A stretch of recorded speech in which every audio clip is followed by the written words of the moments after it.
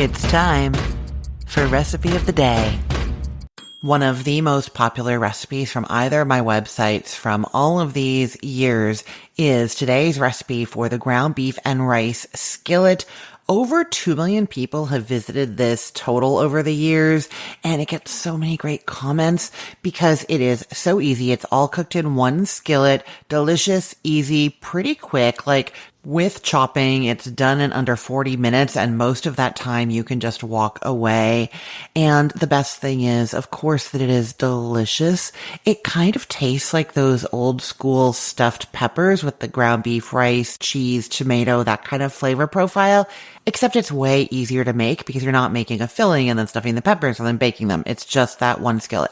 Okay, so this is the ground beef and rice skillet. You are going to love it. If you haven't made it before, you need to make it now. And I'm going to say before I start that once you know how to make this, you can do all kinds of different variations, but I'm going to stick to the recipe as written today because it is just so classically good. You're getting out a large skillet. Now, I usually use a big nonstick skillet. You could use a cast iron skillet.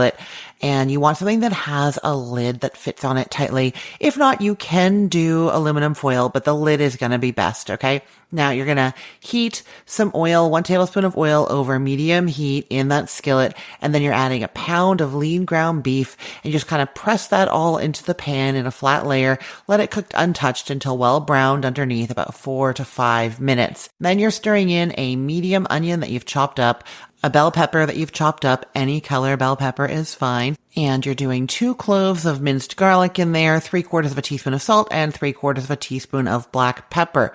And you're going to just stir that in, breaking up the meat, and continue cooking and stirring occasionally until the meat is cooked through and the vegetables are tender, 5 to 6 minutes. And because this is going to be cooking for a little bit longer, it doesn't even matter if the vegetables are tender. You do want the meat somewhat cooked through because it's better if it's browned a bit, but that doesn't even really matter. Next, you are stirring in a 14.5 ounce can of diced tomatoes with their juice and also 1.5 cups of low sodium beef stock or whatever kind of stock you want, or you can mix up stock using a bouillon cube. So you want 1.5 cups of liquid. You are also adding 1 cup of uncooked white long grain rice. Don't do brown rice here. It's not going to cook in time. And don't use like basmati or anything with like a lower cooking time. You really want the just plain old standard white long grain rice. And if you're not sure what I mean, you want the kind of rice that when you look at the package directions, it's telling you to cook it for 18 to 20 minutes. Like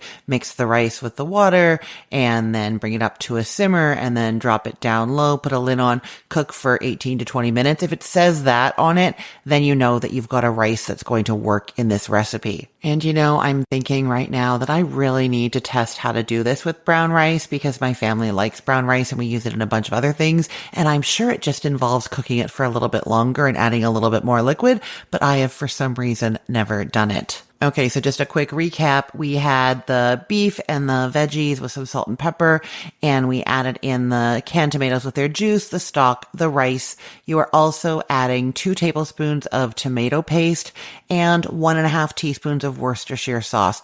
I'm just going to say that that is the recipe as it's written, and people love it. Everybody I make it for loves it.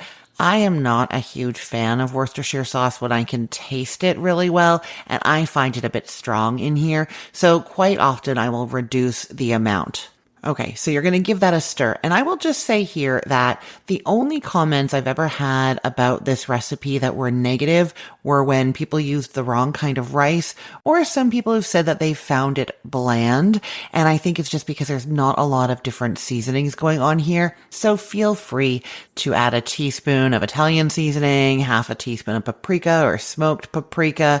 You could do a little cumin in here. Taco seasoning would be good. You just want to reduce the salt maybe because it does have quite a bit of salt. But the basics of the recipe, the cooking times and the amounts are the important things. Once you've done it, you can add whatever kinds of seasonings you'd like in there. And you would either add them now when you're adding the Worcestershire sauce, or you could have added them when we added the salt and pepper. Either is fine. Okay, at this point, you're going to increase the heat to high and you're going to bring it up to a simmer and then drop it down to just a bare simmer. Put the lid on and you're cooking it until the rice is tender. it's going to take 20 to 25 minutes. Test it at 20 minutes and give it a stir and test it in case some spots were more cooked than others. You can have some uneven heating in this kind of dish. But yeah, give it a stir, taste. If it's done after 20 minutes, you're good. If it's not quite tender yet, put the lid back on and go another few minutes. Now, sometimes I find that it's gotten a little bit dry at this point. You can drizzle in just a little bit of warm tap water or some more stock if you have it. I don't usually do it, but my son was making this recipe recently and he thought that it was too dry at this point and he asked me what to do. And I came and looked and I was like, yeah, let's put a little liquid in there. So you can totally do that. It's going to reabsorb. If you're just doing like a quarter cup or so, it's going to absorb in no problem. So then once the rice is cooked, you're going to take it off the heat and you're going to sprinkle all over the top 1 cup of shredded cheese. It can be cheddar, Monterey Jack, a cheddar Jack cheese blend, Colby, mozzarella, whatever you'd like. And then you put the lid back on and just wait a moment. That's going to melt the cheese. The recipe calls for a tablespoon of chopped fresh parsley. Optionally at this point, that's just for color. I don't always have parsley though. I usually have green onions, so I'll do green onions on top. And then sometimes we just have it like this with a salad on the side. Other times I'll put some sour cream on top, some crushed tortilla chips. That's really good. Salsa's good on there. So it could just be kind of used in any of those ways. What I will say about this recipe is not only is it delicious just like that, but I love when there are leftovers because then the next day, especially if I'm home alone, what I do is put maybe like half a soup bowl of this mixture into the soup bowl.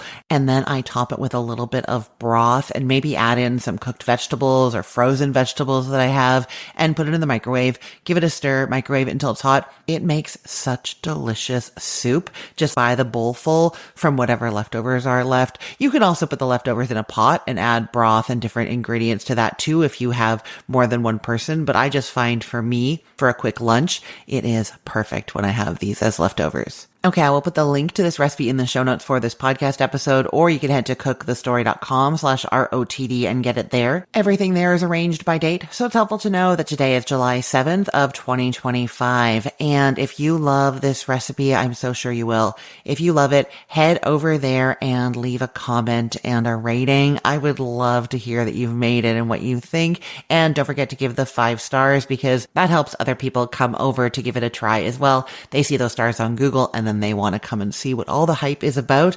And the hype is about this delicious, easy recipe. You will love it. I am Christine Pittman from cookthestory.com, thecookville.com, the all-new chicken cookbook, and from this podcast, Recipe of the Day. I hope you have a great day. Let's get cooking.